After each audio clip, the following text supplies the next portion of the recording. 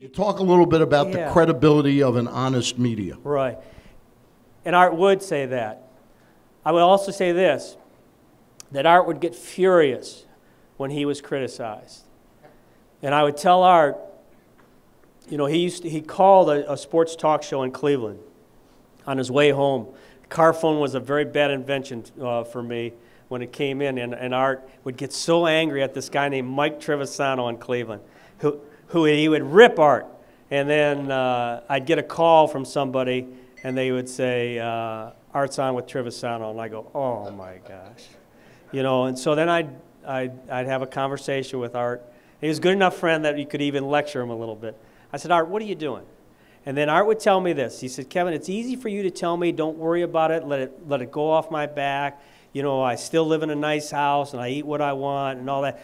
I don't want to hear that anymore, Kevin. It's not your name. Doesn't matter how much money I have, and I believe this with the athletes too. When you're criticized publicly, just imagine that, guys. Some of you coach. Coach Slenoff, I know, is here. When you're criticized, we have more people cover us daily than the President of the United States does. And we're available every day. He hides from the media. Ronald Reagan hid for 8 years. We have rules where we can't hide. We fine our players and coaches if they hide from the media. They have to be. So when John Harbaugh tells me, I'm never talking to Stan again, and remind me when the next time he's here, you know, and I'll say, Coach, that's part of it. It's the yin and yang. Remember, sports is fun. It's like you know, you watch Michigan football. He loves Michigan football. When you watch Michigan, you're watching, well, should they run or pass? You're sitting there on your couch second-guessing your brother-in-law, Tom Crean, when he's coaching Indiana. Tom, slow it down. Tom, speed it up. That's the nature of sports. That's one of the reasons you get $5 million a year. So you need reminder. But Stan's exactly right, and Art made the point to me all the time, that if they don't criticize you, then they'll never believe when they tell you, you know, they've done a good job. My complaint is they don't tell you you've done a good enough job often enough. Not that we need it. You know, we don't need it, but there is a wear-down factor. If you look at Philadelphia, they don't have many championship teams there, and they've had some teams that are close.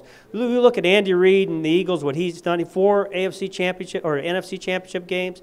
I believe that Philadelphia media is so difficult, so harsh, that it wears on the team, wears on the athletes. Athletes want to leave there. They don't want to go there. And so media can have an effect. There's no doubt about it. I'm not criticizing it, but it's the truth. It's the truth.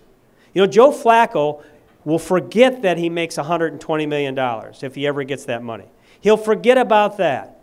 And when he sits with his mom and his dad and his wife, and when his son, young Steven, is old enough to understand it, and they listen to the sports radio, and if they're listening and they're driving home, and Vinny Serrato on 105.7 said they made a mistake with Joe Flacco, it doesn't matter about the money.